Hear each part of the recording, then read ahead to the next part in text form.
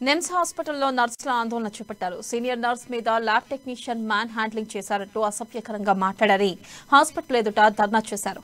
5 రోజుల క్రితం ఓటీలో lab technician నర్స్పై దాడికి దిగాడని చెప్పారు.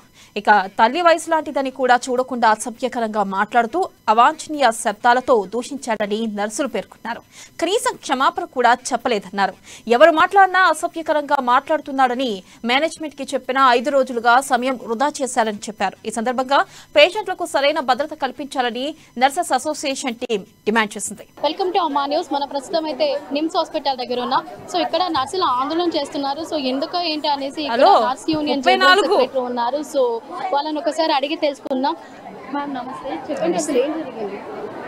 మా సిస్టర్ని అండి శుక్రవారం రోజు ఒక అబ్బాయి వచ్చి మా టెక్నీషియనే కొట్టడం జరిగింది. తర్వాత తనని అబ్యూజింగ్ వర్డ్స్ అంటే నీ అమ్మ అని ఏదేదో ఆ మాటలు కూడా మేము చెప్పలేము, అంత భయంకరమైనటువంటి మాటలు మాట్లాడడం జరిగింది. తర్వాత గ్లవ్ బాక్సెస్ అన్నీ ఉంటే అవన్నీ తీసి మా మీద వేయడము, ఆమెకు కొంచెం ఇంజరీ కూడా అయింది. సో ఆ విధంగా బిహేవ్ చేశారు. సో అందుకని మేము ఇన్ని రోజులు మా మేనేజ్మెంట్ మరి వాళ్ళు ఇలా చేశారు కదా, మరి ఏమైనా పనిష్మెంట్ ఇస్తారేమో అని మేము ఇంతవరకు వెయిట్ చేసాము. ఇంతవరకు మేనేజ్మెంట్ కూడా ఎటువంటి ఇది తీసుకోలేదు. ఈ రోజు మేమందరం బయట ఇంకా నిల్చోవలసిన పరిస్థితి వచ్చింది. ఒక వాల్యుబుల్ ఉద్యోగం దట్టు మీరు లేకపోతే హాస్పిటల్ అనేది లేదు. అలాంటిది మీరు మొత్తం నర్సులందరూ ఇక్కడ కట్టుకొని అంటే ఇలాగ స్ట్రైక్ చేయడం వల్ల పేషెంట్లు ఇబ్బంది పడతారని ఆలోచించట్లేదా మీరు?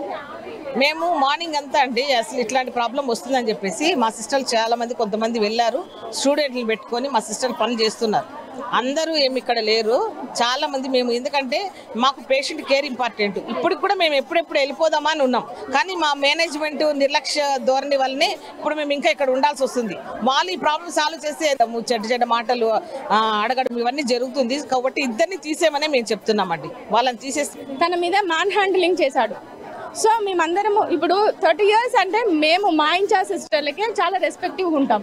చిన్న విషయం కానీ పెద్ద విషయం కానీ మేము డైరెక్ట్గా ఏది చెప్పుకోము.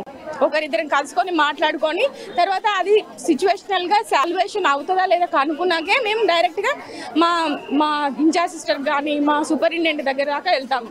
కానీ వాళ్ళు ఆ పద్ధతిలో కాకుండా డైరెక్ట్గా ఆ అబ్బాయి వెళ్ళి చాలా ఆరగంటగా మాట్లాడడమే కాకుండా మ్యాన్ హ్యాండ్లింగ్ కూడా చేశాడు. దానికోసమని మేము 5 days ఆగాం కూడా. యాక్చువల్గా ఈ ఇష్యూ 5 days నుంచి ఎవరికి తెలియదు మా నిమ్స్లో కూడా.